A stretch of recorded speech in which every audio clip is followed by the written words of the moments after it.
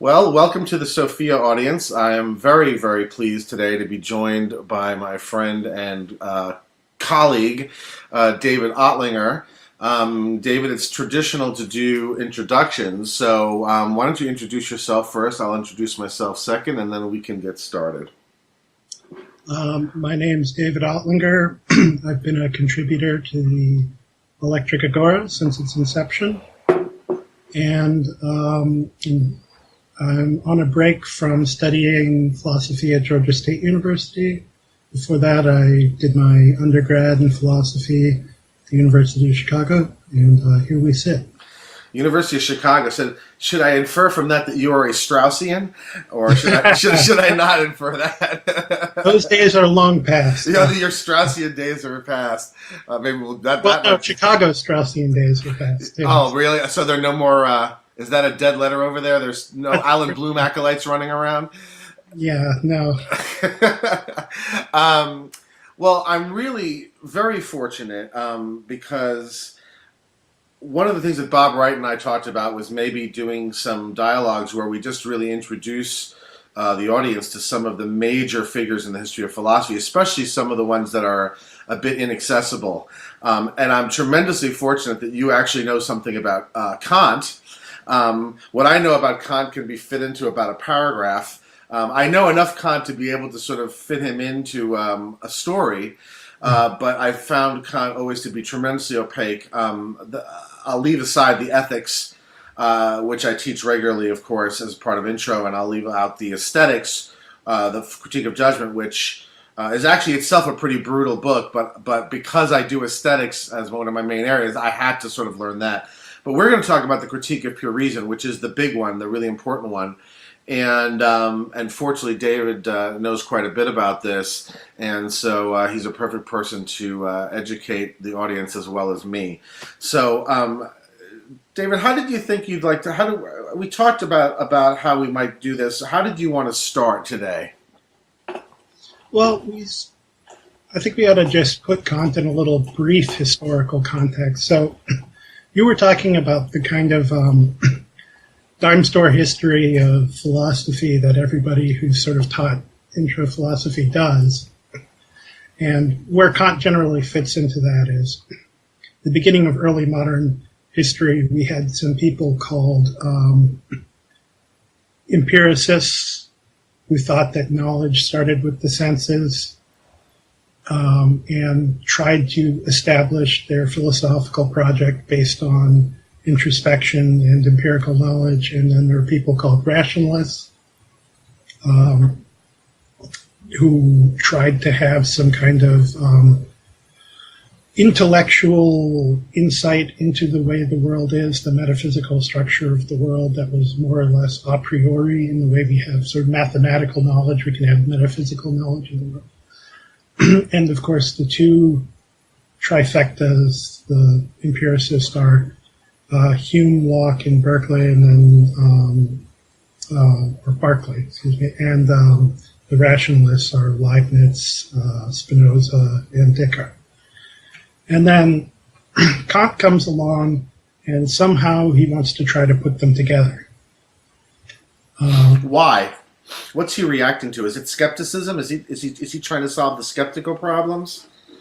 He says that we go back and forth between skepticism and dogmatism. And somebody asserts some metaphysical knowledge, but they don't have a strong basis for asserting it. And so it becomes dogmatic. So then they naturally give way again to the skeptic. And then the skeptic will want to say there's nothing solid, and then somebody will deny that again. We'll go back and forth. And Kant thinks the only way to solve this is to try to bring the insights of the two traditions together. It just occurred to me. One might say that Hume already offered a solution to this problem. And that's generally viewed as sort of the what we call the naturalistic dimension of Hume's philosophy.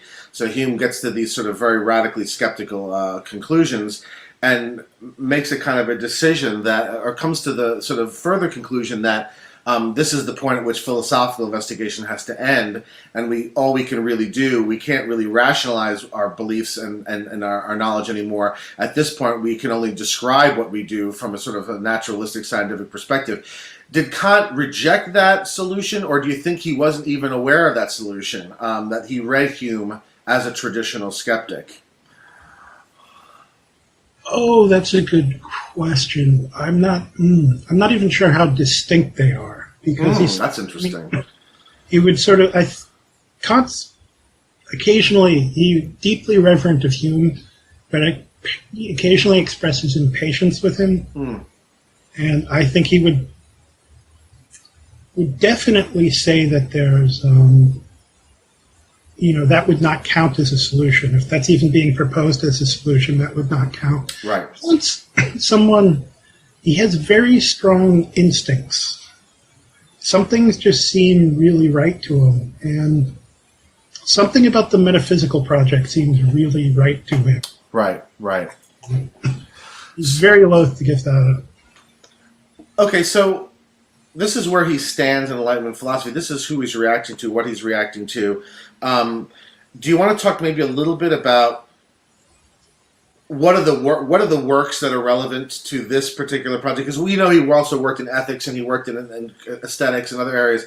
But what are the works that are relevant to this, what we're talking about now, to his intervention into the empiricist rationalist dialectic?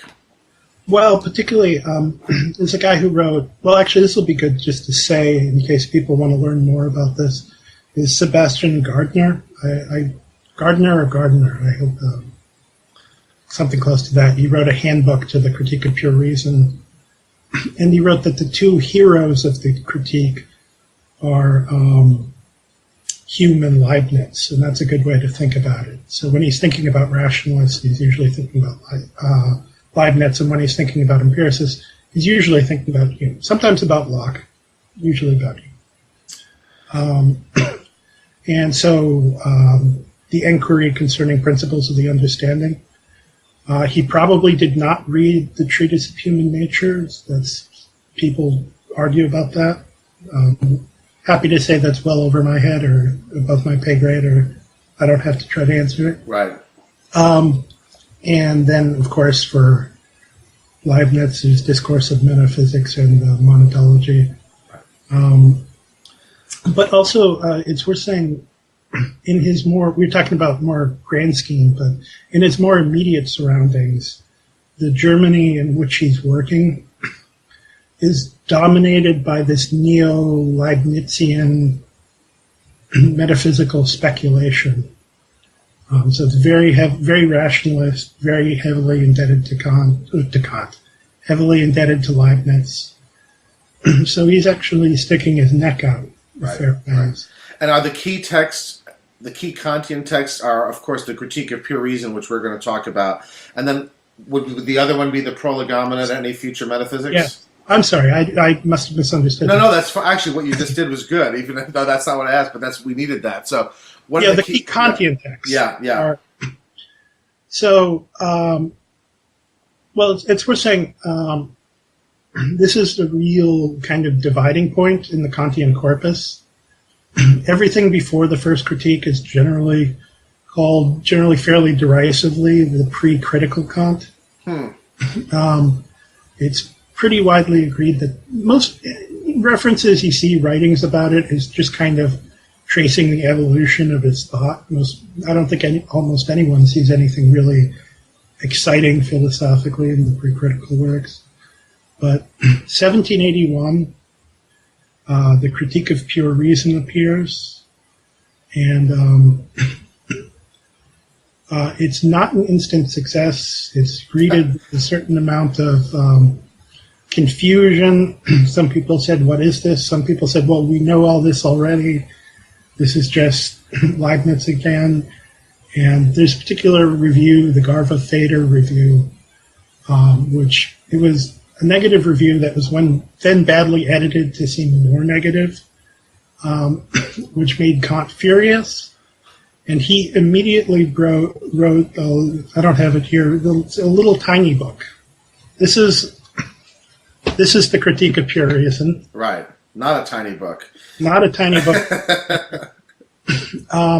And then he wrote it's one of those little Hackett editions that you can, close, you can your fingers touch if you put your hands on either side of it. And it's called the Prolegomena. Prolegomena meaning something like prologue. Prolegomena to any future metaphysics that may arise as a science. And basically, it's a little compendium of the original Critique of Pure Reason. It came out 1783, and it's written in a much pissier mood. He's very angry about the reviews, and he's really trying to put this across. So sort of like, here, let me put it much simpler for you poor people who failed to understand the first time. It's sort of like what you hear occasionally, like, I guess we don't read long books anymore. Let me cut it down for you. Not naming any names on the contemporary scene. Right. And then in 1787, he comes out with a substantially revised and re-edited version of the critique. So is that the A versus the B? That's the A and the B. Okay, so maybe you'll need to talk about that a little bit, because it's very important, but probably people don't realize it until you actually look in the thing and you start seeing this A, B. Maybe talk a little bit about the A versus the B version. Should I show people? Sure, if it'll come across. I think so. So you see. Oh yeah, it says A250 there. And if we go a little higher, A249. Oh, did I open to something that's A only? Yeah. Okay, here. No, here. Okay, so I see A and then B. Yeah. Right. Okay, so explain that to people. Right. So it went into a second edition, and he published the book again in 1787 with a new preface, a substantially new introduction, which it's now we're going to talk about the Copernican revolution. Yes, which is the B preface. Gotcha. Meaning that the remarks he makes about the Copernican, the comparison he makes with it occurs in the B version, in the preface. Okay, go on. So, different preface, different introduction. He substantially rewrites different parts of the book, important book parts like the Prolegomena, and he works with the transcendental aesthetic. But the biggest thing, is he completely rewrites what a lot of people see as the heart of the book, the transcendental deduction. And he also adds a complete new part called the refutation of idealism, which is his refutation of external world skepticism, or how do we know there's stuff out there? Yeah. He gives his answer to that in there. But, it's like I said, it's a big old book. And so does it at all is it really a matter of being a much more fuller development of the original A, or does there stuff that outright contradicts or rejects that stuff that's in A? Oh, Dan, it depends on who you ask. Well, I'm asking you. No, I mean, there's nothing. Well, I was about to say, now every day you get any edition you get. This is the standard. This is the Cambridge. But any edition is going to be a conflated edition. Of both. Of both. And like I showed you the marginal pagination. Yeah. Those are based on the Royal Prussian Academy versions, the A version and the B version. So when you see the A down in the margin, you know that the text underneath that letter until you see another one appeared on A, page 274, and B on page, Gotcha. 241 or whatever it is. I mean, the mere fact that they're always interpolated makes the point that they're more or less the same book. I mean, it's a revised version of the same book. Now, a lot of people think he came to greater clarity in the B edition. Someone no less than Heidegger thought that the B version was a betrayal of the A version. I've occasionally thought that. So there were people that rejected the B version, rejected some of the additional elaborations and. Mm-hmm. The reason I asked was because you said he reacted very angrily to the negative press in the first one, in the A version. He wrote the Prolegomena and then he did this B version. I'm wondering if, despite his being angry, at some level he realized there was something wrong with the A version that needed work, or do you think that that's not the case? Well, I don't know if he realized it because of the reviews. There's a famous footnote to a work that I don't know very well, and very few people do, called The Foundations of Natural Science, where he was kind of delivering his philosophy of science, basically, which was sort of set up in the Critique of Pure Reason. And there's a footnote very early on where he starts thinking about judgment, which he hasn't thought about before, and then the reworked version of this very important passage of the transcendental deduction is reworked in terms of judgment. So, I mean, this is the sort of thing that seas of ink get spilled over. Is what exactly caused. First of all, these passages are very, very difficult, and so merely saying what is the change from the A to B is already a job in itself, right?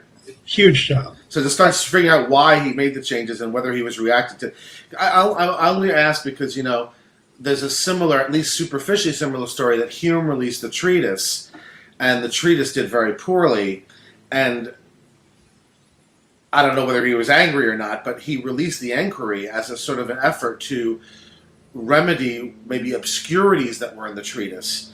But an awful lot of people think that the Enquiries, while stylistically superior, are actually philosophically inferior to the treatise, that they're too simplified. Now, in this case, Kant obviously didn't simplify, he elaborated. Mm-hmm.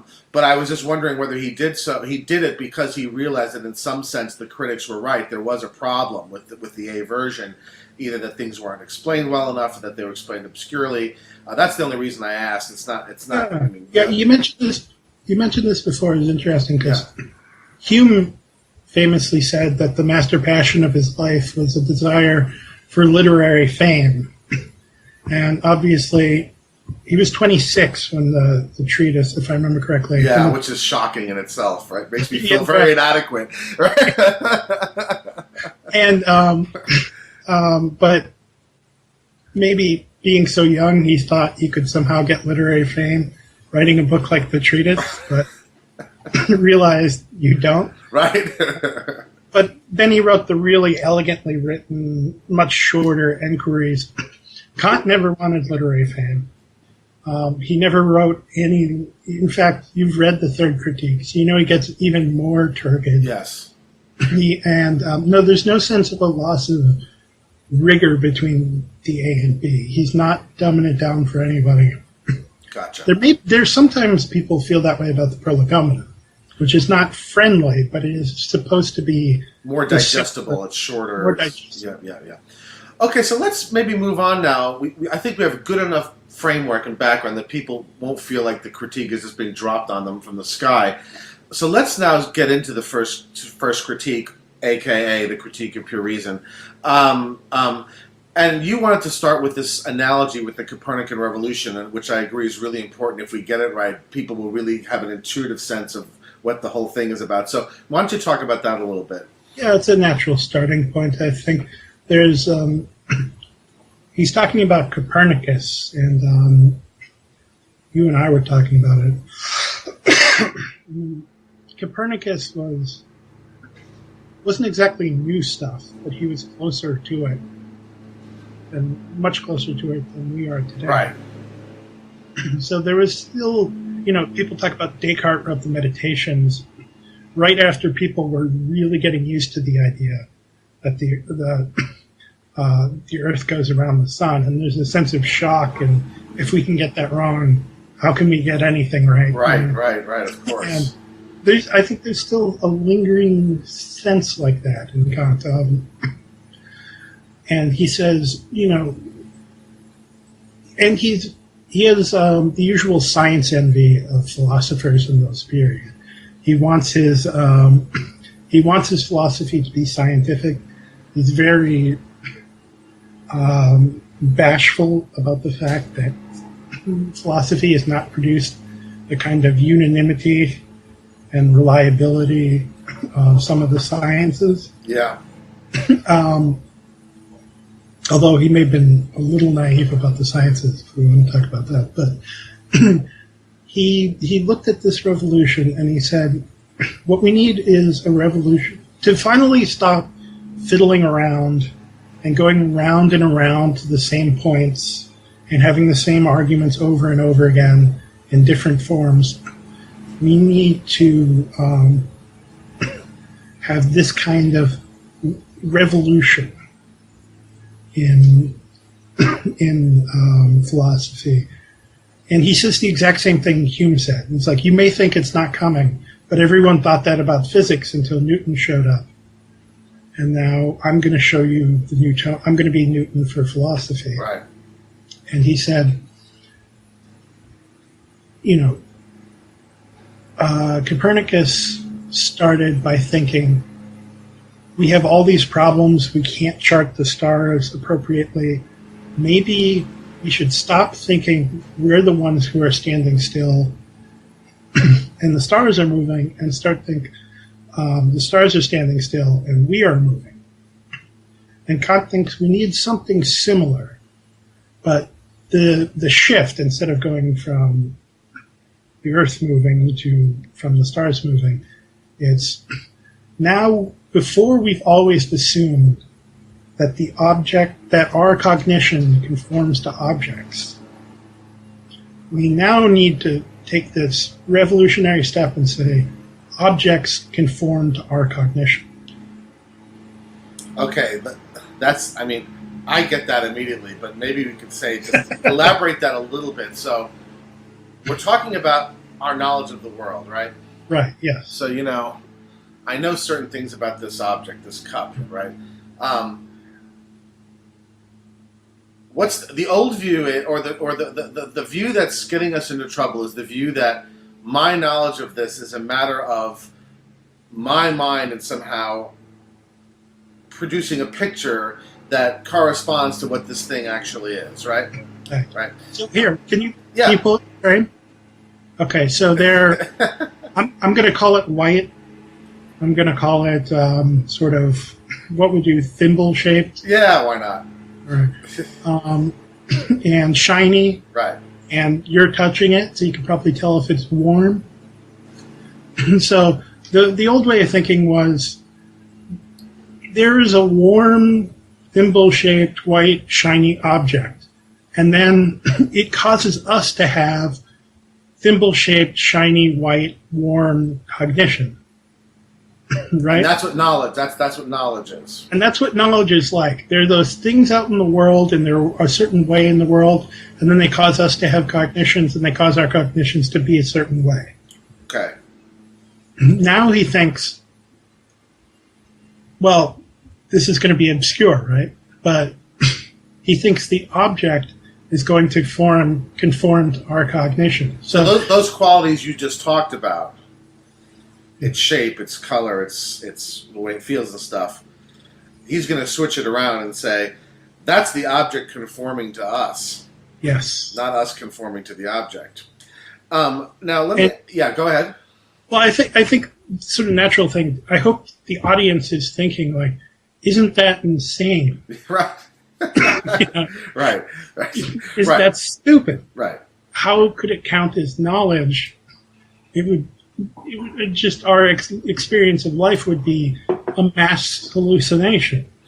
That's certainly what it sounds like at first glance, yes. Let me ask you, before we get into the details of this, is this, though, is this an entirely new innovation of Kant's, or was the philosophy already drifting this way? So here's what I'm getting at. You have throughout both the empiricist and the rationalist traditions the belief that the qualities of objects are divided into primary and secondary categories, with the idea being that some of the qualities of this object really do belong to the object out in the world, and what happens when we come to know it is that our mind conforms to its qualities.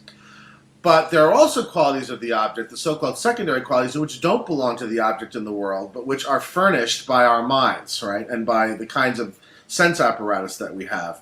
Those secondary qualities, therefore, really are the object conforming to us, to the point to which a creature with different sense organs would have a very different piece of knowledge, because the secondary qualities of the object would be different from the primary. In other words, was this idea already in the air before Kant came along? And well,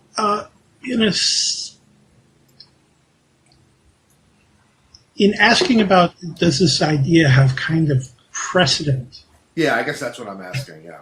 Then, yeah, I wouldn't immediately run towards secondary and primary qualities. Because, well, to answer what you put to me about primary and secondary qualities, Kant's at least an incredible radicalization of this, right, because he sees all of the properties as dependent upon our form of cognition. Right.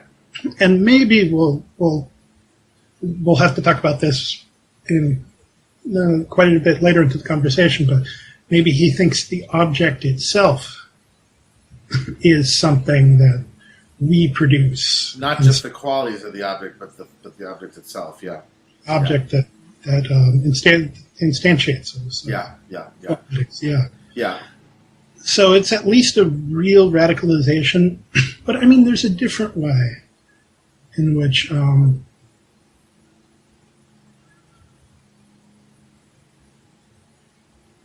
trying to think if maybe this is too much inside ball, but where Kant, or different thinkers before Kant, like Hume, thought that we didn't actually see objects, we saw impressions of objects, basically, right, sense data. Like right, mental pictures, yeah. Mental pictures, yeah, right? Yeah. So there is a kind of, in a lot of modern philosophy, a kind of subjectivizing of experience, which Kant does not do, right?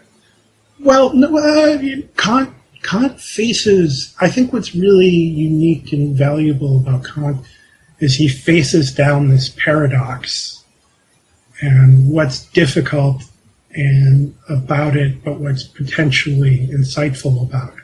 Right. Yeah, no, and I really was only making the comparison just purely on the ground, with respect to the idea, the radical notion of the object conforming to us rather than us conforming to the object. Certainly, Kant radicalizes the way in which the amount of conforming that in that reverse.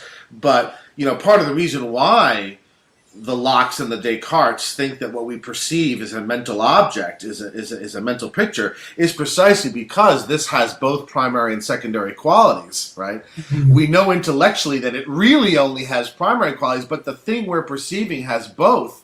And so it's not a crazy then thing to say, well, what we're seeing is not the thing in itself. What we're seeing is a mental representation of the thing in itself, which has both the properties that the thing actually has and the ones that we contribute. And in a sense, almost like, when I teach this stuff in my classes, that the world of our experience is almost like it's like an image projected on a screen, right? It's like seeing, it's like the relationship between what you see on the screen in a movie theater and the projector that's projecting the image, right? and so that's the reason why I brought it up. I only brought it up on this very bare minimal point about reversing this idea of knowledge, that knowledge is not a matter of us conforming to the thing known, but the thing known, in a sense, conforming to us. Mm-hmm. And it does seem to me, at least, that distinction between primary and secondary qualities, which does then lead Enlightenment philosophers to think of objects as, in a sense, mental objects, or there is a double object. There's the mental object and then the thing in the world. Is a reaction to that effort to sort of switch around from the us conforming to the object conforming to us. That's the only reason I raise it. I mean, I realize, of course, that Kant is much more radical, and he wants to say all the properties, not just the secondary ones, are, to a sense, a matter of the object conforming to us. But I just wondered whether the Copernican revolution had already started because people were already thinking about this, at least partially, in the way that he was thinking about it. Maybe. I'm just trying to think. I think the best I can do to offer is, I think he talks about. I was about to say he doesn't talk much about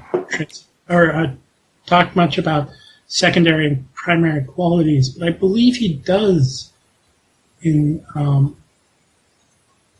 the transcendental aesthetic. And actually, I think he rejects the idea. I would think he would have to reject the idea, because he's going to reject that whole very crude, subjective, objective distinction that it rests upon, right? There's things that are in here, and then there's things that are out there. He's going to problematize all of that to the point to which you really can't say it anymore, right? Yeah. So I guess all I can offer you beyond that is just kind of point in the direction of transcendental aesthetic, which is, I think, the only place where he really talks about primary and secondary qualities. So we've got this idea of the Copernican revolution and what Kant is going to do, at least in the abstract. And so why don't you start getting into the details of it? I don't know if you want to do the synthetic a priori stuff first, or whether you want to talk about receptivity and activity first. But however you want to get into it, why don't you start, and I'll try to keep up. Right. Well, yeah, we think we should go to the synthetic a priori. So, sure. If you need my cup again, just tell me to hold it up, and I'll. It's good. Good example. It's got a lot of properties. Right. The synthetic a priori is supposed to flesh out this idea of the Copernican revolution. We said that we're going to give something to the objects. Well, I don't think we even said that. We said that the objects will conform to us and to our cognition. Right. And Kant thinks we're going to give a certain content to it. Or actually, we're going to give a kind of form to it. And so what is it that we're going to give? Well, we're going to give the synthetic a priori. So we need to break that down.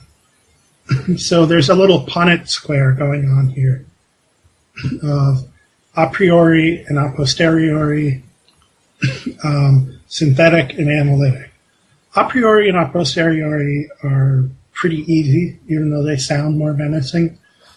A priori is basically prior to experience, without any knowledge of experience. So think of mathematical or logical knowledge. If you want to know if the law of excluded middle P or not P is true, or if you want to know if 2 + 2 = 4, or I was going to use a geometric example, but that wouldn't make Kant happy, so I won't. But, you don't go out and check to see if those things are true. They're true a priori, prior to any experience. You might need to explain that a little bit, because someone might say, well, wait a minute. That's exactly how I learned that 2 + 2 = 4. I counted beans, right? Somebody put beans in front of me and said, here's 2 beans, here's another 2 beans, you count them all, you get 4. And why does that not make it empirical? Right, yeah. Why is it nonetheless a priori? Look, when you were a kid, you had 2 beans, and then had 2 beans, and then had 4 beans, and you did that several times. And then you got to where you said, oh, 2 plus 2 equals 4. I get it now. Right. It works for everything, not just beans. It works for, That's right. Which, okay, I'm not going to say that. No. But now, what if somebody told you that they had 2 beans and then 1 bean, and they put them together and they had 4 beans? Well, I'd say lay them out. Let's do the counting, right? Well, you might say lay it out if you just want to laugh at them, but presumably you know beforehand that they're either confused or they're just wrong, right? You might say, don't know what they're saying. But you're saying it's not because I perform an induction on the basis of my past examples. It's because the past examples unveiled or revealed a kind of rule. Right. So maybe this is, we want to distinguish between the way you come to learn something and what it is that confirms or disconfirms something. Exactly. Yeah, that's where I was going. Yeah, yeah. So, this proves that it's not like swans are white, where you see another white swan and you see another. You're sure swans are white, but maybe when you get out to Australia, like somebody says, I saw some black swans, you can't go, that's impossible. I've seen all these white swans. Swans have to be white. Right, right. Because you could have done that a lot more times than the beans to see if 2 plus 2 equals 4. That's right, yeah, yeah. Whereas 2 plus 2 equals 4, no, you now know that it's not just that isn't, it's that can't be. And that shows that you're understanding this based on a kind of rule. And you now know that, maybe through a glass darkly, or you'd have trouble articulating it, but 2 plus 1 equals 4 is contradictory. 1 plus 2 equals 4 is contradictory. Gotcha, yeah. And so there are certain rules that the way we use these objects, 2 addition, 4 equation, equal. Equality, yeah. Yeah. They only go together by certain rules. And the rules dictate that they don't go together that way if you say 2 plus 1 equals 4. Right. And it's not as if anybody could amass evidence to disconfirm. Right. Although, I mean, I don't, we're not going to get too. Quine would say. Yeah, there could be sufficient evidence. All right. Great. So, and presumably the same would go for logic. So you know, yes. If P then Q, P therefore Q. Right. You know these things without needing further evidence. Okay. So they're both. So this is what we mean by known a priori versus known a posteriori. Known a posteriori is what we normally call empirical knowledge. It's knowledge that comes as the result of experience and is confirmed or disconfirmed by experience. And a priori knowledge is knowledge that is known independently of experience in the sense that it is confirmed or disconfirmed independently of experience. Now, what about analytic and synthetic? All right. We made that one hard, but this one's... No, it wasn't hard. This one's the harder of the two. So, there are, says Kant, 2 different kinds of... This is not a Kantian word, but we'll say propositions. Or 2 kinds of statement, right? And they're called analytic and synthetic, and they're called this in relation to these different processes, analysis and synthesis, by which we're going to tell whether they're true and false. So, some statements, or I settled on propositions. Some propositions, to understand if they're true or false, we need to analyze the concepts. So I wanted to say, when I say both analysis and synthesis as mental processes, we're talking about analysis and synthesis of representations, and particularly of concepts. Okay. So to give an example, one concept would be cup, and another concept would be white. Right. Say. Right. Okay. So, well, let's even sharpen that up, because cup is not a subject, right? So if you want to say this cup is white, well, I'll say that later. This cup is white. That's synthetic. What am I doing there? I'm synthesizing these representations, cup and white, and we have this other kind of representation, this. This cup is white. And we're putting them together, and then once we've synthesized them, put them together, we match them up, or we put them up against the world.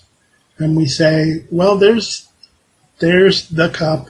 And it is white. It is white, therefore it's true. Right. If I said this cup is black, and I matched it up against It would be false, right. Well, it would be false. Right. Yeah.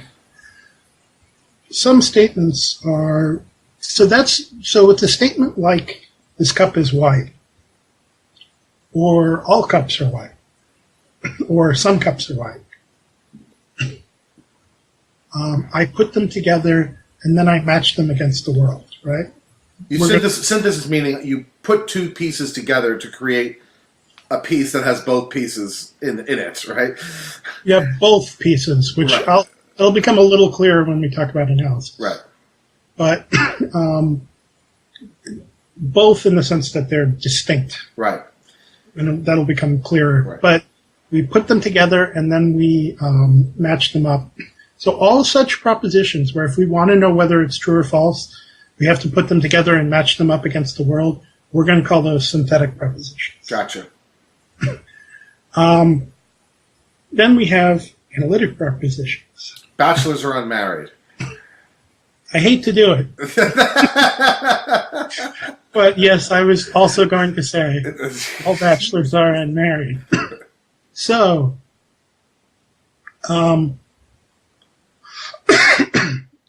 this is back to the beans and the adding, right? If I say all bachelors are unmarried, tell me if all bachelors are unmarried. You don't go like, here we go. I got to start interviewing. I got to start interviewing people, right? Yes. All the bachelors, see if they're unmarried. No, you don't have to. You don't have to do that. But why don't you? What? If you don't have to go match up in the world like this cup is white to tell if it's true or false? What do you have to tell you if it's true or false? Because it seems like we know all bachelors are unmarried is just true. The meaning of the word bachelor, you realize, includes the word in the word unmarried. Right. Right. And, I mean, being that this is the 21st century, we've naturally fallen into a linguistic idiom. Right. Which you want to resist because it misunderstands Kant. Well, we don't have to resist it, but Kant, it would be foreign to Kant. Kant would say these aren't words; these are concepts. So what we have is the concept of bachelor, and the concept of bachelor we analyze, right? And analyze in its proper sense of breaking down into its component parts. Right. So. All bachelors are unmarried. What is a bachelor? Bachelor is an unmarried male.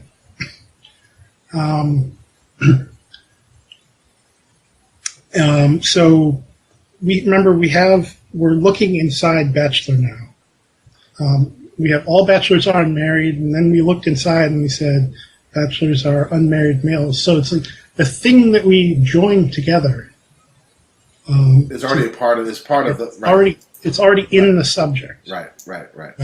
I think he actually uses the expression containment, right? Contained, yes. Right? Where the predicate is already contained within the subject, you have an analytic statement, right? Because in order to find it's true, all you have to do is take apart, analyze the first concept in the statement, and then you'll find that it contains the second concept in the statement.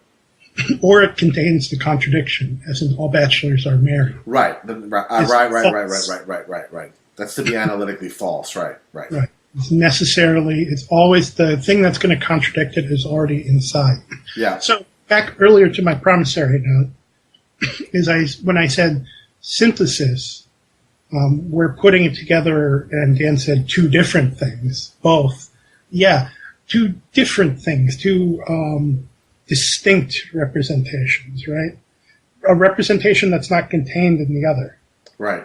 Those are synthetic. Whereas the representations that are contained in other, or are the contradiction is contained between them, those are analytic.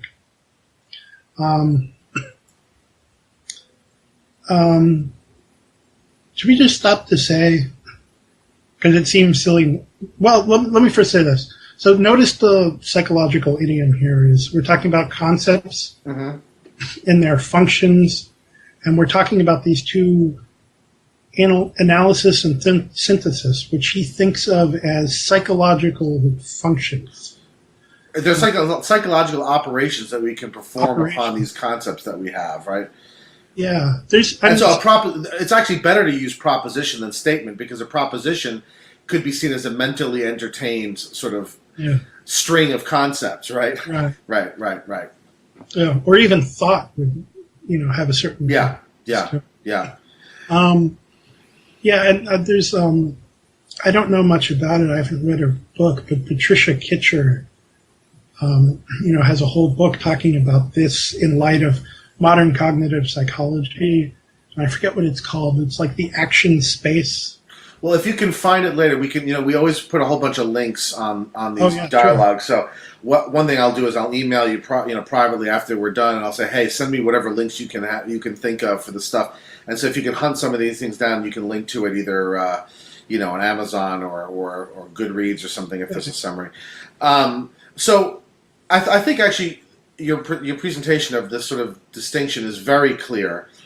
Now the trick is to explain the relevance of it. So how we were talking about the Copernican revolution, that Kant wants to reverse the way we typically think of knowledge. Knowledge isn't a matter of our minds conforming to the way the world is. It's in many senses the world conforming to the way that our minds are. Then you introduce this notion that we can both synthesize concepts and just put them together to create certain kinds of propositions that are made true or false by virtue of how the world is. And we can also perform a kind of analysis where we take apart concepts and realize that the thing that the proposition states is merely ascribing something that is already contained within the initial concept, like bachelors are unmarried, or like squares or rectangles, or any sort of sentence like this.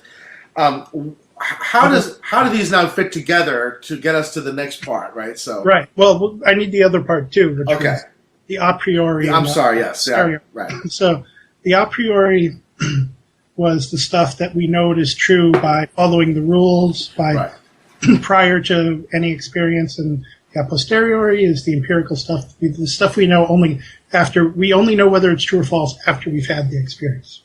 It's posterior to experience. Right.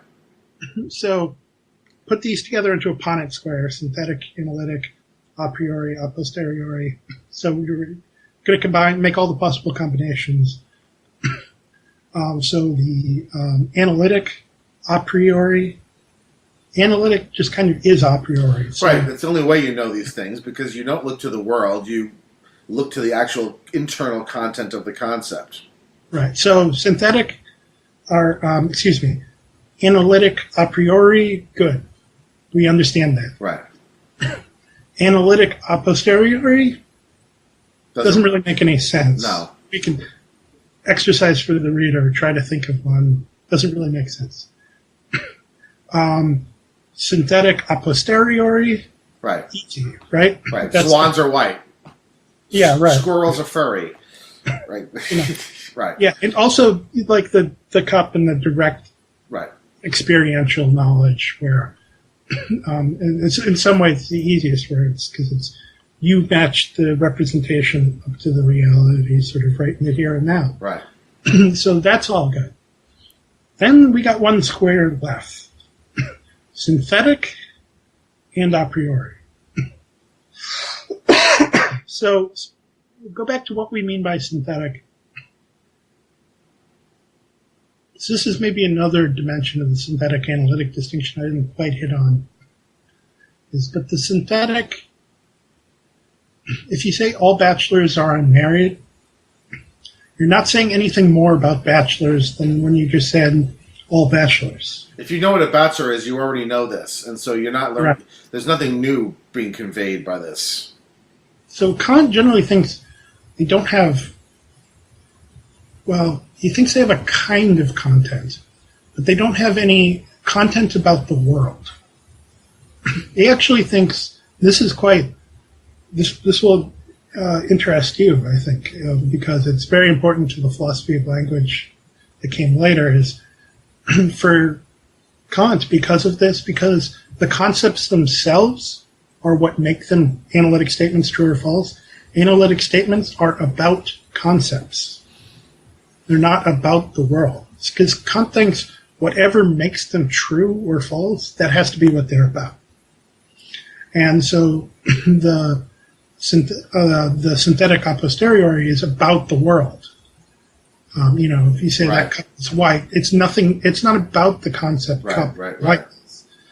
It's about that cup and it's being white, and that thing being a cup. Yeah, it's important to say that because actually the Kantian, that way of looking at the analytic is a bit counterintuitive, right? Because when I say bachelors are unmarried, it certainly sounds to me like I'm talking about the marital status of my friend down the street. Right. It also just seems like a meaningful sentence in English. Right. It's not like I said, blah, blah, blah, blah, blah. Right. And interestingly, actually, that what you just said now, that when you say an analytically false statement, bachelors are married, it's not gibberish. It's not like you said blah, blah, blah, blah, blah, right? It does convey some sort of content, even though it's necessarily false, right? If it were gibberish, we wouldn't be able to say that's false, let alone that is necessarily false. That's right. That is a certain rich content there. Right. So what about the synthetic a priori? The synthetic a priori, he thinks, all right, now we got to get all of this in a line. He thinks there's some kind of statements, some propositions that are, have content about the world. They're synthetic. They're not just trailing out of concepts. They have content about the world, but they're a priori. They're known a priori. Yeah, they're prior to experience. Right. So in terms of what we've been talking about in the bigger picture, this dimension of his philosophy is the most rationalistic, right? Because it represents the idea that he thinks we can have knowledge about the world that's not ultimately confirmed or disconfirmed by observation, by empirical evidence. In that sense, he's with the rationalists, right? Because the empiricists reject the synthetic a priori. They think there's no such thing, right? That's a good place to, I think, take a step forward into the next part. Because that's absolutely right, where we talked about he wants to get something from the empiricist, something from the rationalist. He's saying that we can assert these things prior to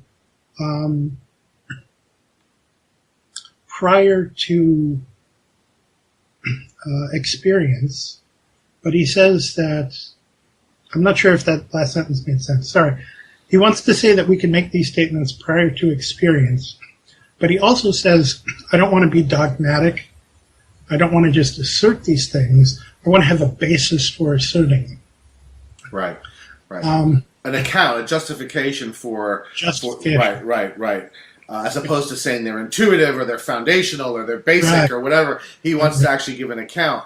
One thing, before we move on, just to clarify, the example he gives of a synthetic a priori statement is 7 plus 5 equals 12. Okay? Right. And if this is going to take you too far off, if you just don't want to deal with this, just say so and we'll drop it. But it's interesting to note that statement of arithmetic is supposed to be synthetic a priori. But if I was to make a statement in geometry like squares or rectangles, it would be analytic. Not for Kant. So the concept of a rectangle is not contained within the concept of a square? Of course it is. Actually, geometry, he's got more of a leg to stand on. Isn't a square defined as a kind of rectangle? But those definitions for Kant, and I will punt, but just briefly.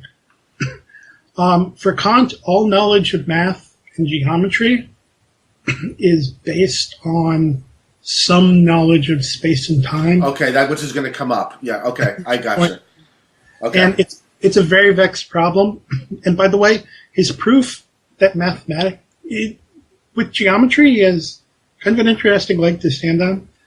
But with mathematics, his proof that mathematics is synthetic a priori and not analytic and a priori is exactly the bean account that we rejected earlier. Okay. But Kant's wrong. Right. Kant's wrong about it. No. Okay, so go on then. Forget about my detour. Go on. We got the synthetic a priori. Now, where does this play into All right. So the I larger like project? We have the synthetic a priori. It's a range of statements we want to make about the world. They're meaningful, they're contentful, but we don't want to just assert them dogmatically. So what basis do we have to assert them? By the way, everything we've just done is pretty much through the introduction. Right, which is shocking. That's an hour discussion. We're not even out of the introduction. No, but that's well, I know that's depressing, but I also wanted to say that's appropriate because now with that question, how do we found them? We're going to start critiquing pure reason. Gotcha. So, what possible basis could we have for that? And with that, Kant says, let's examine reason itself and look for answers. So, you might think, well, why pick that? Why would that be a helpful direction? In the B critique, remember, he said, well, I don't think I used this one. We were talking about the Copernican revolution. He said, let's follow this as a hypothesis and see if it gets us farther than people have gotten in the past. So for the moment, we're just following this as a hypothesis. So critiquing pure reason. So we've talked about this content that we give to the world, this synthetic a priori content. He thinks it comes from two places. And again, we're going to start talking about kind of functions of the mind. And there's content we get from the active faculties of the mind and the content that we get from the receptive faculties of the mind. So Kant takes the receptive first. I guess I'll take the receptive. So you're going to explain what these mean, I take it? Yes. Yeah, okay. So the idea is roughly that,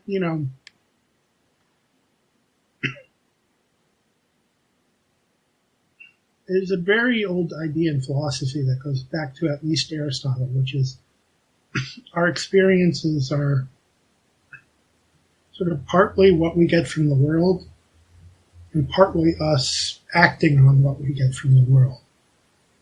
And there are all kinds of different versions of this story with their own problems and complications. But Kant,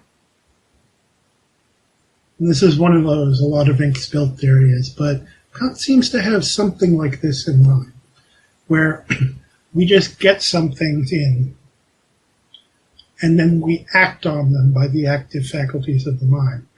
So just inversion, in trying to make it intuitive, like just having your eyes open. There's Morris Schleck, a great mid-century empiricist, said, if you want to have just the pure receptive content of the mind, you just go up, look at the sky, and don't think. And his idea was you'll just have you won't have the concept blue, but you'll have an experience of blueness. Yeah, I don't know if I think that works, but okay. No, but I'm just trying to, there's. Well, we can intellectually think of the idea of that prior to which we act upon it, right? However we want to characterize that, right? Right. And it's sort of like, I'm just trying to sell people on this kind of at an intuitive level, because I think phrased correctly, it has an intuitive force, right? Like some things you need to think about and say, oh, what is that? But some things just sort of come in, you might think. Gotcha. And Kant thinks colors and shapes and sizes, you just sort of see them. It's not like computer, where I have to actively come up with the right concept. But just saying like square, bright, pattern, that just sort of comes in, right? Maybe. Maybe. I don't know. I mean, square seems to me like it requires conceptualization, right? It would seem to me if you really wanted to, without begging all sorts of questions, speak of unconceptualized experience, you could only speak of it in terms of a purely indexical, right? So a this-ish experience. That's really all you could say, because the minute you start saying red, or the minute you start, you're now engaged in rule-governed behavior now, right? I mean, is this a Russellian thought? Well, it's a Wittgensteinian thought, right? I mean, any substantial concept is going to be rule governed, right? There's correct and incorrect ways to use red, right? And so that can't be a preconceptual experience, right? It's just a this-ish experience, and this one's a that-ish experience, right? But once I start attaching words to them, it seems to me... Yeah, well, we're putting the cart before the horse, I think, which is my fault. But, okay, well, here's one way that I think Kant would think about it.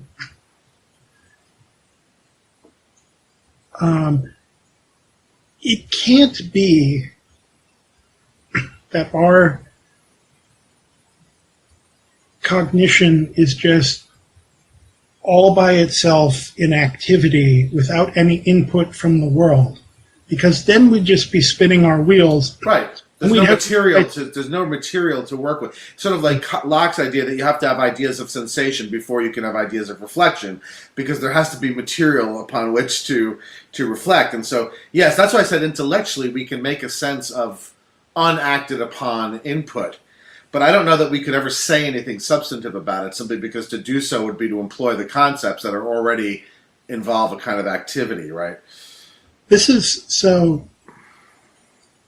where Kant gets very interesting, because at times he seems to have a really strong idea that we just get these receptive things called intuitions, and on which we kind of apply concepts. Okay.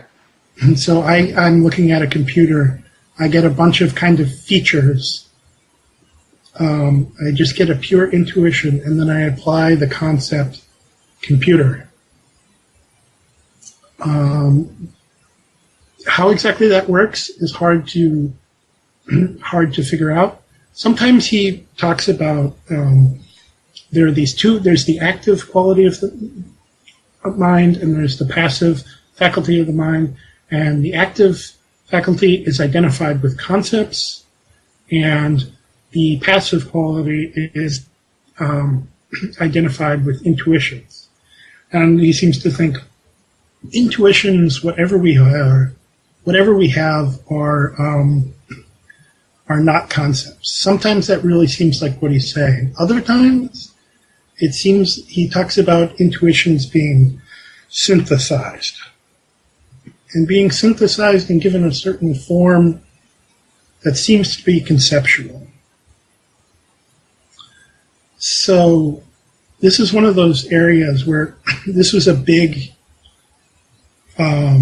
inspiration for Wilfrid Sellars and the critique of the given, which Kant was struggling with. And this was a big area where Kant influenced Hegel. And there's I started reading at least a much more recent study by Ray Langton, who just said, all of that is very un-Kantian. He says intuitions are not concepts. So whatever. Intuitions are things to which we apply concepts, right? Right. Right.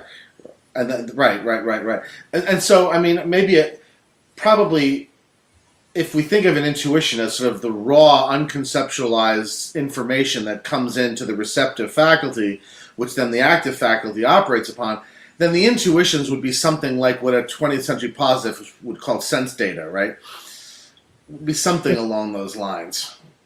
But all right, I'll just note there's a, and this is one of those really what I've always found reading Kant very worthwhile is these kinds of textual instabilities. He goes back and forth, but he goes back and forth for very deep reasons.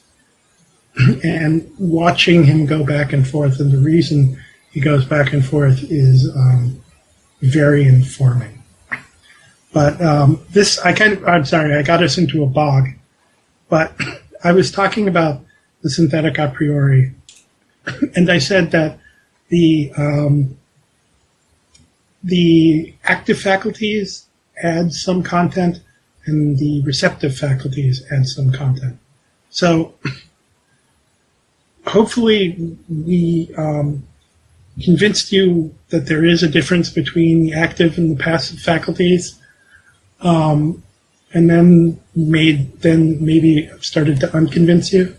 But Kant is at least officially convinced. I think it's understandable enough. I mean, they are both providing content to what's going to get synthesized. Right. But the content that they're providing, in a sense, has different sources, right? Right, yes. And I think that's intuitive enough, even if the weeds of it get sort of messy. I think that by itself is intuitive enough. So, well, so I want to just go through briefly. He thinks the form of the receptive faculties are space and time. So we receive impressions from the world, we receive intuitions from the world. When we receive them spatiotemporally. And this is another place where it gets tricky, because it's supposed to be purely passive, but we organize them. We receive them in a way such that they're already organized. Right. In space-time. It's receptive. I wouldn't say it's. I would say that it would be wrong to characterize that as entirely passive. It's certainly receptive, though, right? The receptive in itself doesn't preclude some sort of activity, right? I mean, it just means that where the thing is coming from is not you. It's coming from somewhere else, right? Me trying to answer that, I think, would take us too far afield. Okay. So we'll leave it as a Talmudic mystery. So it's a difficult notion, but somehow where it's receptive, but not totally active. We experience things in a sequence, so that's its temporality, and we experience things in various positions relative to one another, which is its spatiality, their spatiality. Yes, but very important in that. The space and time are the forms of intuition, the forms of receptivity. You said we experience things in a sequence, we experience things, in a line, in spatial configurations. Well, no, we're giving them that. Remember, we're giving them that spatial ordering, that sequential ordering. We're giving them that spatial ordering as we receive them. So it's the way we receive things is spatiotemporal, but for Kant, it's only the way we perceive them, right? Or not even just perceive, but organize.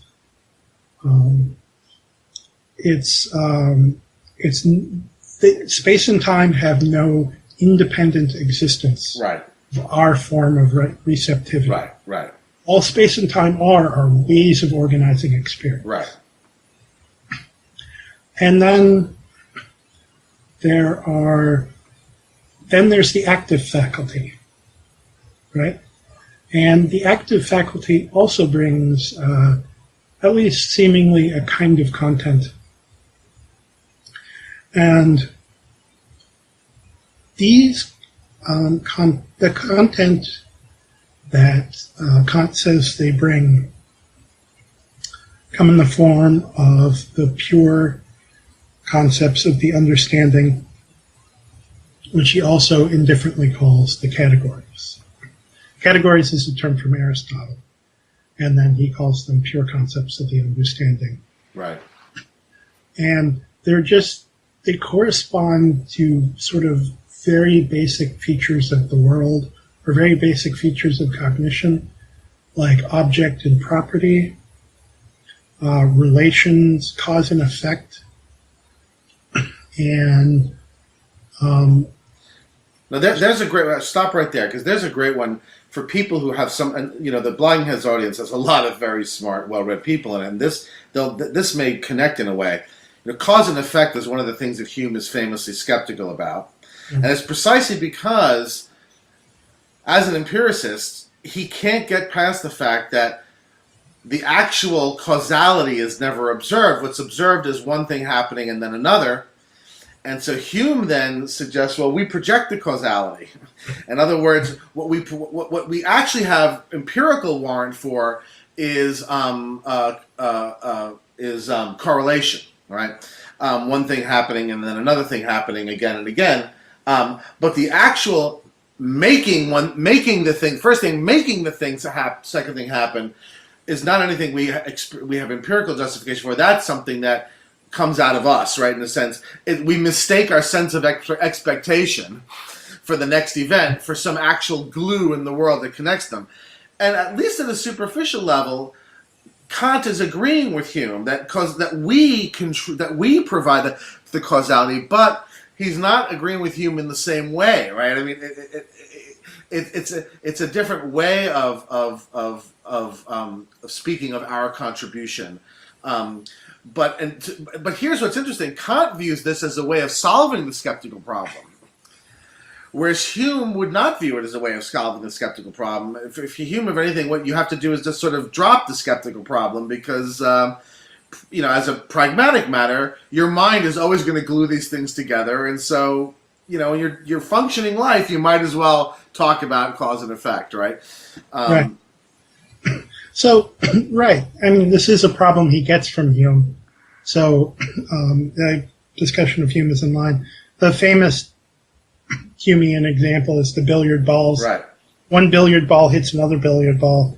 You have this kind of, he thinks about it as discrete events, kind of this one hits and then this one goes forward, right? Do it again, this one hits, this one goes forward. Do it again, this one hits, this one goes forward.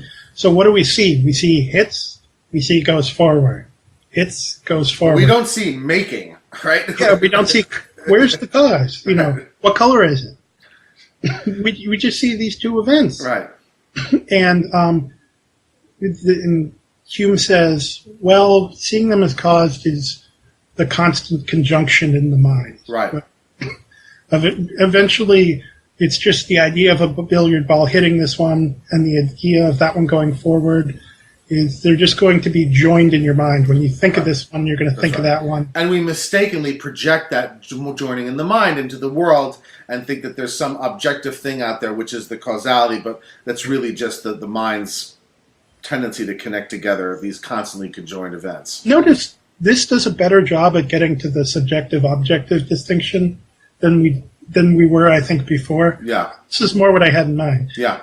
Because, of course, Hume has to say in some sense there are causes and effects, right? Because otherwise you don't get anything like that. Or otherwise you fly wildly in the face of common sense. Right. But he has this very deflationary view where to say one event causes another is to say they're just constantly conjoined in the mind, which is a statement about the mind, right? Not about the actual events of the billion balls striking and the one going forward. Yeah. So that could already be alarmingly subjectivizing, right? We wanted to talk about cause and effect. We wanted to talk about billiard balls, not concepts and conjunctions in the mind. Right. Whereas Kant says, well, it is something in the mind, but it's something that the mind adds to the world as we experience it, right? So to use the categories of cause and effect is to organize experience in a causal way, which is to say, objects in the world have cause and effect. They have relations of cause and effect. It's not just a conjunction. That event really caused that event. That event was an effect of that event. But they only are in that relation because we organize our experience that way. Right, right. But the problem is that when we say this way, it still sounds a hell of a lot like Hume. It just sounds like they're giving a different account of the psychological mechanism that results in this. But I think that the difference is bigger than it seems, because Hume's account still presumes a kind of a crude inner-outer view of me and the world. In other words, when I say, well, this is me bringing something to the world is over there, right? And Right. my mind is over here. Yeah, go ahead. Where Kant was Just going to to say, reject that. Hume is on the other side of the Copernican revolution, Right. right? He thinks the world's out there, and if I'm going to have any knowledge, I've got to conform to it. Right. Whereas Kant thinks, well, there is a world out there, but it conforms to the way we make it. That's right. That's right. Henry Allison has a handy way of talking about that. Hume is a transcendental realist. Kant is a transcendental idealist. We're now, this is good. That's great. Yeah, actually. We're now into the discussion of transcendental idealism. So we had this, we made this promise that we're going to talk about the world conforming to our cognition. Right. And we were going to I said that people deserve some answer as to why that's not crazy, right? And here we are, we're starting to think about that, right? So we're talking about billiard balls. And we'd say, yeah, the first billiard ball coming at that speed and that place and striking the second billiard ball causes that billiard ball to go forward. Yep, that happened. That's real. That's as real as it gets. It's out there. It's a relation of the billiard ball. It's not just something in our mind that we impose on them. Kant uses this example of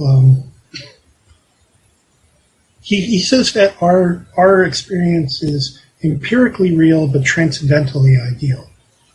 And he said, like, You gotta explain what that. Yeah, right. He imagines they didn't have hoses then, but if you put your thumb in a hose and look at it, and you see a rainbow in it, it looks like there's something there that's a rainbow, but it's not really there. I mean, there's a light refraction there, but there's not a colored thing there, as you might think, seeing it for the first time. And he said that's an illusion. That's not what we're talking about when we're talking about transcendental ideality. That's just the mind projecting a rainbow shape on the water, right? Kind of. But it's not a real thing. It just looks like there's a thing there. And he says that's not what he has in mind. So it's not like they look like they're billiard balls, or it looks like one is causing the other to go. There are billiard balls. Right. One's causing the other to go. That's fine. It's just that statement, those features of those billiard balls, they're only real to people who perceive the world in our spatiotemporal categorical way. Right. Right. The difference with Hume, I mean, and the people before him is that the mind and the world are fully integrated in Kant in a way that in the empiricist and the rationalist, there's always a separation. So we can always speak of the world that exists independently of the mind. And so we always have this, even if we're sophisticated enough to understand that we bring certain things to the experience, we then have to separate the experience as object of knowledge from the world as object of knowledge. And what Kant really is saying is, no, you can't disentangle the mind and the world. They're like this, right? We can intellectually speak of the different parts and components, but the world is a single thing. It's not something that you can in fact pull apart, right? You can only pull them apart intellectually. I guess this will bring us to sort of also the phenomena and noumena, right? But it really is the world, right? Right. Yeah. But the world is the world as experienced, and that's the only world there is, right? Right. Right. Okay. Well, maybe there's a. Okay, that's a good place to. There's only the world as experienced. Now, that doesn't mean there's only the world as experienced by us, but there is only the world as experienced, right? If you need it in a substantial way, right? Well, God doesn't experience. Leave God out. Okay. It's be 3 hours. Kant doesn't. But this is Kant star. Okay, this is Kant star. Kant for educational purposes. Yes. Okay. Yes. Right. For finite creatures, there is only the world as experienced. Right. And for whatever reason, Kant thinks all finite creatures would have to experience it through the categories or concepts of pure reason. The active concepts. Yes. But he thinks the receptive concepts could be different. Not concepts. I'm sorry, the reflective The forms? formal intuitions. Right. The receptive forms could be different. They could be different. So we could have a rational space alien who has the same categories, thinks in cause and effect, there's several things I'm tabling here. So that's okay. He thinks in relations and cause and effect and object property, necessary, possible, actual, possible, necessary, but he doesn't perceive things in a spatial or a temporal way. Right. Does he ever give an argument or explanation as to why he thinks the active concepts would not vary amongst rational beings or sentient beings, while the receptive forms might? Or is that just a brute fact about his philosophy that he doesn't explain? Well, it's one of those many places where he seems to say he explains something, and it's very hard to catch him explaining it. It's a relatively new thing in the literature. There are more commentaries coming out. People are pushing on that now. Yeah.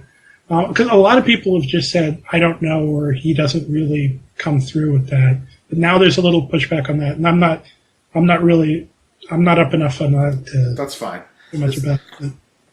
But it's one of those many mysterious places. Okay, so we've got the active categories, and we've got the receptive forms.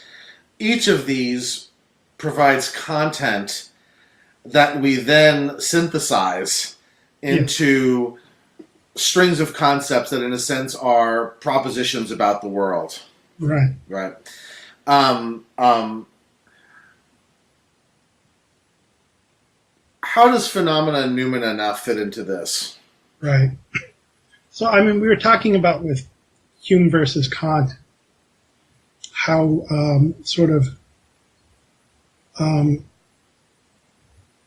how different their views are. And you said, the mind and the world are totally integrated in Kant. You went like this. Yeah. And now we have to figure out if it's like this or like this. Because they're totally integrated, but what does that mean? So the one traditional way of reading, there are two traditional ways of reading this, right? One is called the two-aspect, and the other is called the two-world version. Okay, so talk through that for a few minutes. Right. I've probably already been falling into talking about it in a two-aspect way, because that's the way I tend to read Kant, and I think that's the most philosophically exciting content. On the two-aspect version, something like this is true. So we project these forms, the spatio-temporal forms and the categorical forms, onto the world, and the objects of which we have experience can be considered two ways. They can be considered as noumena, which is a word Kant uses to describe them as apart from any of experience we could have of them. And as far as they're objects of our experience, they're phenomena. That is, they're the phenomena that make up our sensation, right, or our experience of the world. Doesn't now that you just said that, I'm wondering if that actually his making that distinction is unfortunate for him, and I'll tell you why. Because it seems to me almost to be a retreat back into the prior view of the prior to them being integrated. In other words, it's almost like going back to saying, well, there really is a world independently of the mind, right, that we can actually speak of, right, and make some sense of. Whereas I thought that, and that would just then reintroduce all the skeptical problems again, because it seems I'm not sure. It seems to me like a little bit of a cheat to say, okay, on the one hand we can separate all these things, but on the other hand the skeptical problems don't arise because anything we're talking about the world, we mean the phenomena, right? That just, I mean, and I know that Barry Stroud in his book the Significance of Philosophical Skepticism thinks that Kant is sort of cheating in this way. So I'm wondering if maybe making this distinction between phenomena and noumena isn't somewhat unfortunate, because it almost invites you to think, well, isn't this just a rehashing of the old way of looking at this with just different names attached to the... Well, okay. I'm talking, I was starting to talk about the two-aspect version, right? Right. Let me just finish that. And I'll go to the two-world version and see if you find that less of a cheat. Okay, go ahead. Yeah. Okay, so on the two-aspect version, there's one set of objects considered in two aspects, right? So there are objects that they're objects as we happen to experience them, and we can consider them as phenomena, and they appear to us, and this is his idiom a lot of the time, is they appear to us as spatiotemporal and as having categorical forms. That is, they appear to us as being broken into objects with properties, with causal relations. They appear that way to us because those are our modes of representation. And we can consider them as they are independently of the way we experience them. I'm sorry to be so sort of insistent on this, but wouldn't you have to say, we can't consider them? We can intellectually imagine that there must be some condition that they could have independently of our... But the minute we consider them, we're thinking of them already through the cap. We're already thinking. In other words, there can't be any substance to that notion, right? This gets tricky. Yes, it does. All right. Well, let me get to the two. Go ahead. I'm sorry. I'm fucking up. No. So the two-world version is, we experience the world in such a way that we experience certain objects that are called phenomena. And then there's a distinct set of objects called noumena, of which we can have no experience. So that's the two-world view. That's the two-world view. Yeah. We have knowledge, but only of phenomena. There are noumena, but we have no knowledge. But what's the relationship of the noumena to the phenomena on the two-world view? Is it the noumena caused us to have the phenomena? Noumena is the external world that we then have, we perform the mental operations on that then produce the phenomena? Because that just then sounds like Descartes or Locke, right? Right? The primary quality, except there are no primary qualities, there's just generic stuff, right? And the noumena is generic stuff, right? Yeah, something like that. There are different ways it can go, but something like that. The point is that our objects of experience are not identical to anything outside of it. Okay. Anything with independent existence. And so how is the two-aspect view substantively different from this. But it sounds to me on the two aspect view, what you're saying is, look, noumena is what the name we have for the world when we imagine it not being perceived from our perspective, right? How is that different from the view that there are things that exist prior to our conceptualization of them, right? Those are the noumena.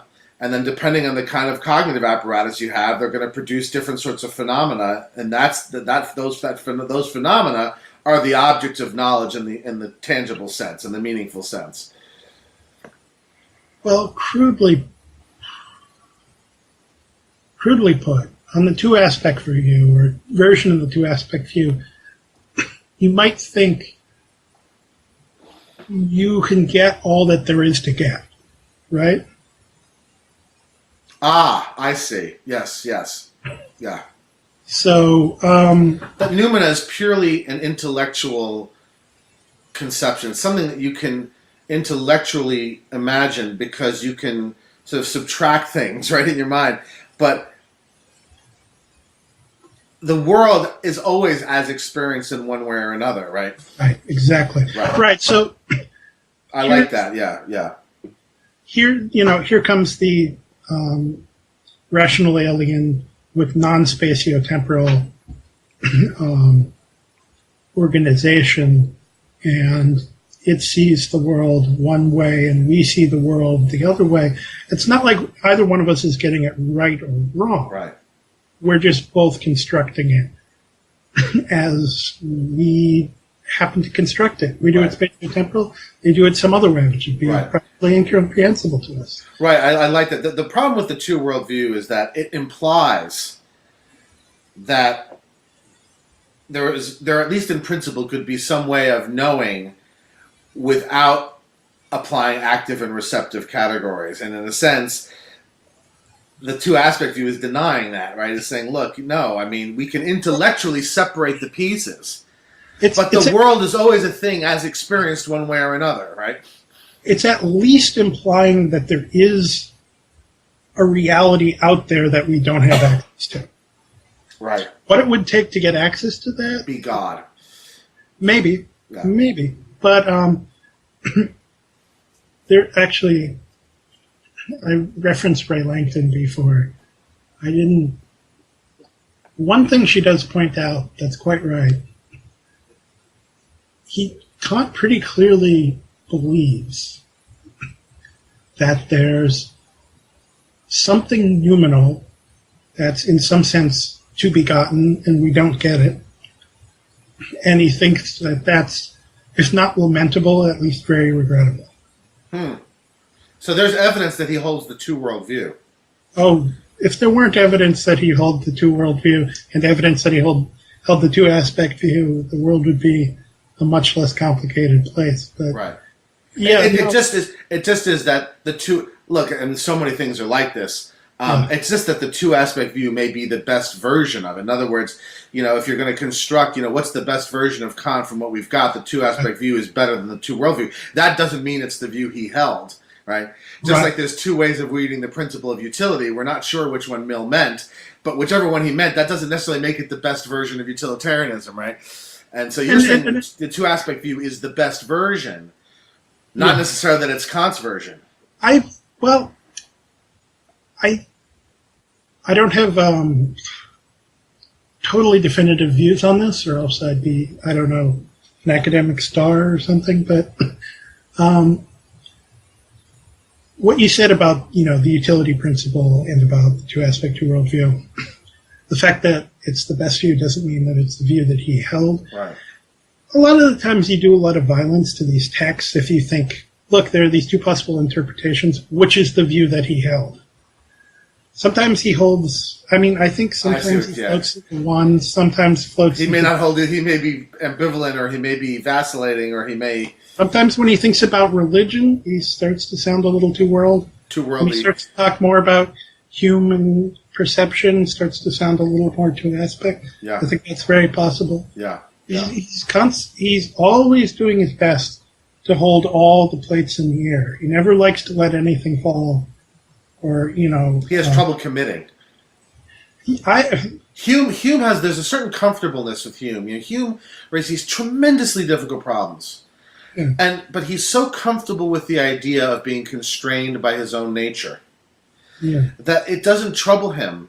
If anything, he says, you become troubled when you resist, right? Yeah, right. And Kant Which is uncomfortable, right? I mean, Kant is not comfortable, right? And I find it interesting to note that Hume was, if not a dissolute, at least a bit of a dandy going about town. Yeah, well, he had his priorities straight, right? I mean, he wasn't some creep in a basement, right? I mean, he had friends and went out, and he was just fitting to his nature, right? Whereas Kant was, a great. He's this guy, the great moralizer. Yeah. Unfriendly, somebody who puts a very high premium on independence, autonomy, self-mastery. Right. Very Protestant. To a degree that, in my view, is delusional, self-delusional. I also think that it's not an accident. I think that there's a lot of national character in these philosophies.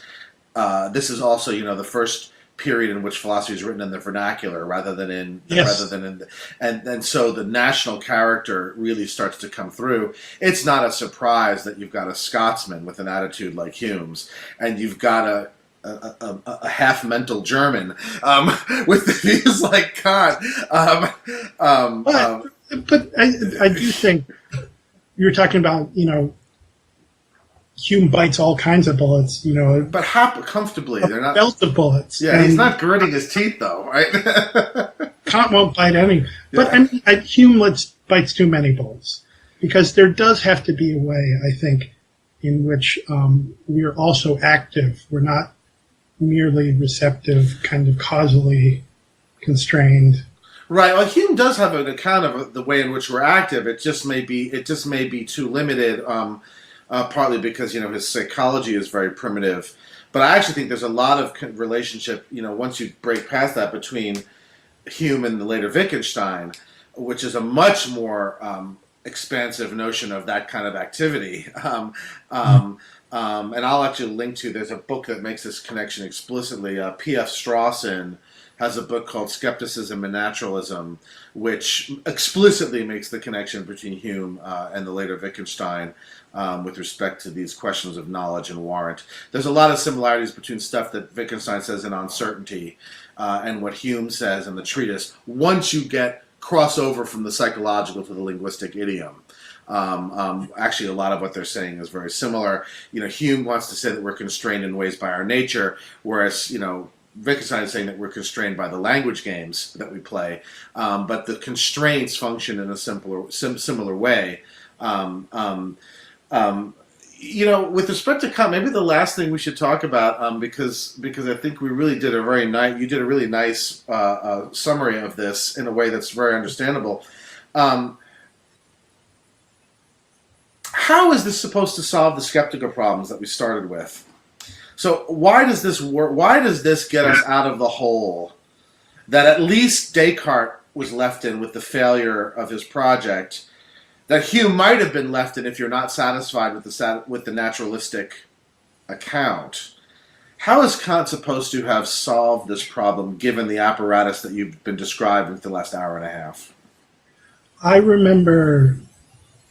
remembering, as you were saying this, as we were talking about skepticism before, a teacher of mine, he probably won't mind, but I guess I won't mention his name, but he got to a certain point in the lecture, and we were very deep into the critique and talking about his views, and he had his fist up on the board, and he was looking back at us grinning and goes, "Is Kant a skeptic?" Oh, God. He certainly, you're not even convinced that he is intending to solve the skeptical problem. It depends on the skeptical problem. We didn't external world skepticism. I mean, what he says in the Prolegomena. No. In what we were talking about, he does have a refutation of idealism, which is an answer to external world skepticism. I don't think anything we talked about is supposed to be refutation of external world. Now, let me ask you, why wouldn't it be? Because, look, external world skepticism arises because of the gap between the subjective, the mental picture, and the object of the world. Now, by virtue of intertwining them and saying that mind is throughout intertwined with world, you eliminate that gap. You eliminate the appearance-reality gap, right? Which is where you get the skeptical problem from to begin with. But you don't. You eliminate it only in the cases of veridical experience. I could be... Explain that. Right. You only eliminate it for experiences where you're getting it right. So I could be in a totally phenomenal world of my own construction and still dreaming a dream, like Descartes imagines. Descartes says, I think there's a hand in front of me, something you remember from lately. I think there's a hand in front of me, but, in the past I've been dreaming, and I thought there was a hand in front of me, but there was no hand in front of me. Now, I could be dreaming now, therefore I have to doubt that this is a hand in front of me. So I don't know that this is a hand in front of me. Now, we could just we could just run that same argument again for, I think there's a phenomenal hand in front of me. I thought that I've thought in the past that there was a phenomenal But phenomenal hands are the only hands there are, according to Kant. Well, but they're also dreams of phenomenal hands. I see what you mean. Yeah, no, I see what you mean. It does. Yeah. So and even before we were talking about, so when we started getting into the critique of pure reason, and we talked about analysis and synthesis and synthetic a priori, we could have structured the conversation a different way, but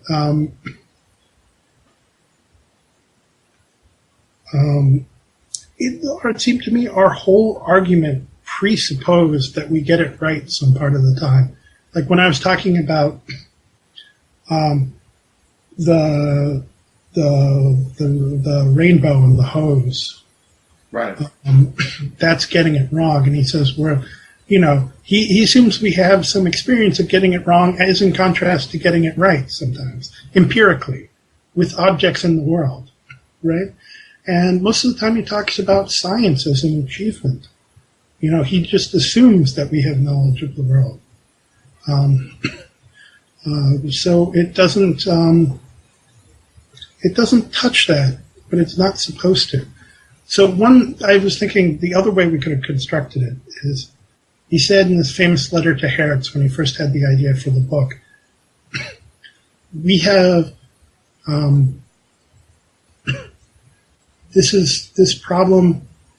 The problem of the book is the problem of objective validity, meaning objective validity means something like, in modern philosophical terms, truth aptness, which is, if we have these categories, and we have these spatial temporal forms, and we just bring it to the world, how can we say that it's the sort of stuff that we can make statements about the world with? I have this statement, this thing at this time in this space caused that thing, or caused that event at this space and time. That's so wrapped up in things that I just bring to it. How can I say it's about something outside myself? How can I say that this causes that when cause and effect are just things that I bring to it? And that's what we were talking about with the Hume discussion, right? Yeah. It does seem like Kant has an answer that Hume doesn't.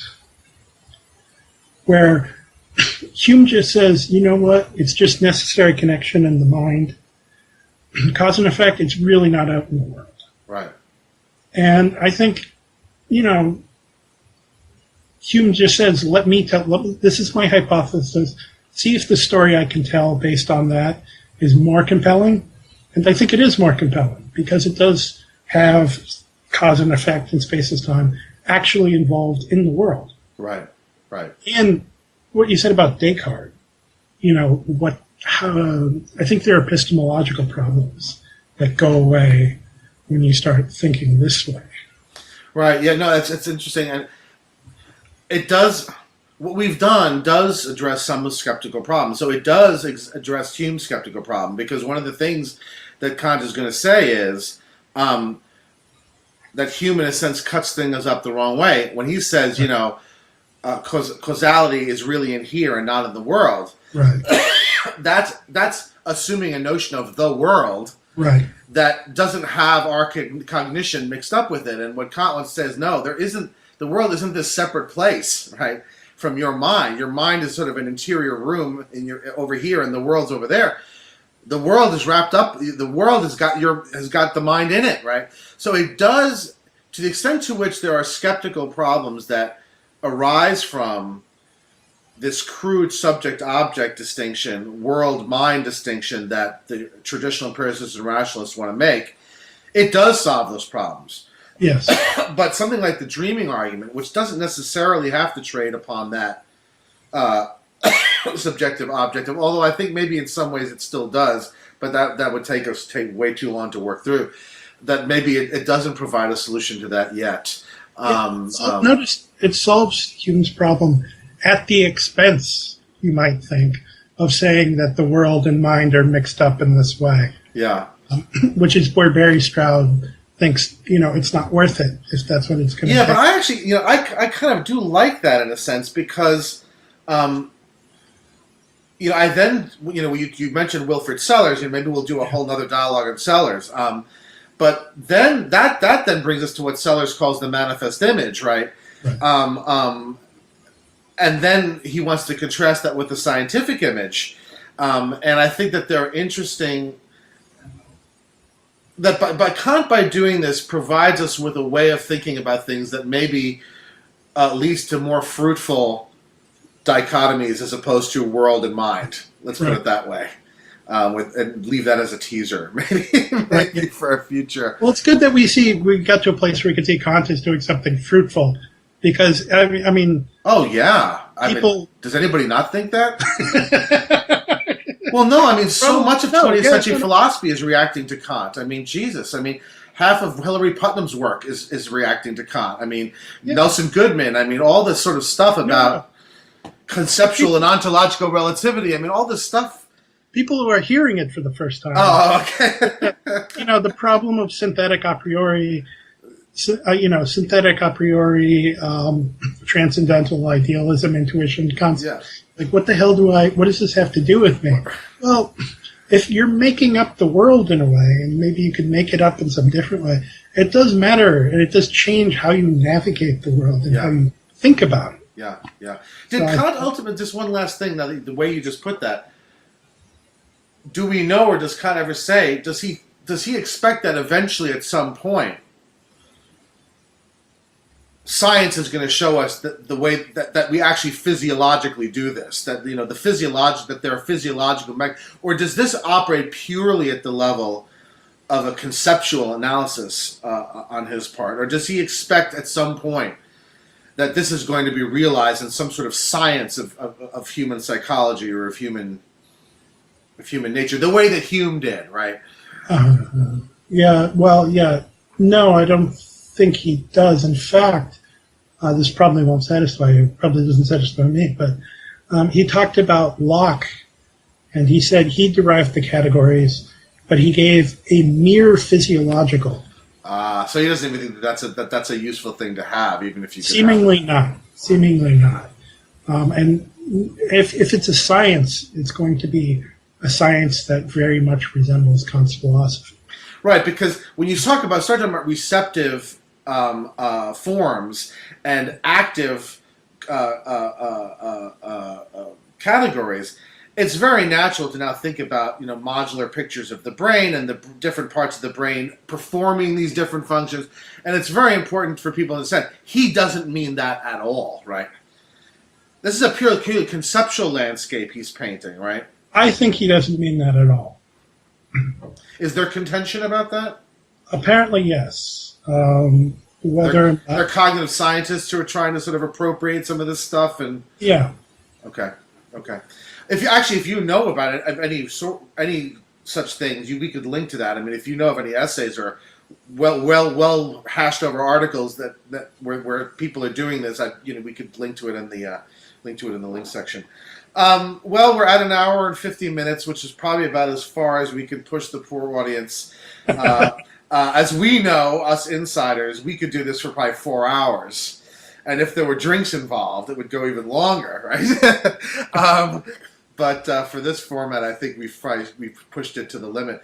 I want to thank you very much, and I hope we'll do this again, either more on Kant or maybe something on Sellers, or anything else of this sort. I hope that I can persuade you to come back and join me again. I want to interview you. Go ahead. You want to interview me? Yes. Oh, God forbid. Nobody wants to hear what I think about anything. All right, David. Thank you so much. All right. Thank you. Take care. Take care.